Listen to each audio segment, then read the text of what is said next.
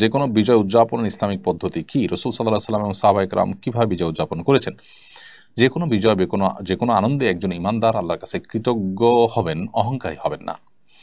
তিনি অহংকার প্রদর্শন না করে বরং সিজদায় লুটিয়ে পড়বেন, সিজদায় শুকর আদায় করবেন।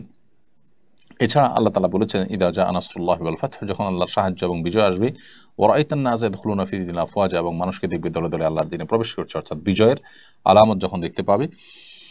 ফাসাব্বিহ বিহামদি রাব্বিকা ওয়াস্তাগফিরহু, তখন তাসবিহ মাখা প্রশংসা আল্লাহ তাআলার করবে এবং তার কাছে ক্ষমা প্রার্থনা করবে, অর্থাৎ সুবহানাল্লাহ ওয়া বিহামদিহি পড়বে, আস্তাগফিরুল্লাহ পড়বে। এটি হলো বিজয়ের পর করণীয়। নবী করিম সাল্লাল্লাহু আলাইহি সাল্লাম মক্কা বিজয়ের পর তিনি মক্কার মানুষদের প্রতি ক্ষমাশীলতা প্রদর্শন করেছেন, সবাইকে ক্ষমা করেছেন এবং কোনো প্রকার প্রতিশোধ পরায়ণতা তিনি প্রদর্শন করেননি। ঠিক একইভাবে আমরা আমাদের বিজয়ে, আমাদের আনন্দের সময়ে প্রতিশোধের স্পৃহা যেন আমাদের মধ্যে জ্বলে না উঠে, আমরা ক্ষমাশীলতা প্রদর্শন করব এবং সেই সাথে সহনশীলতা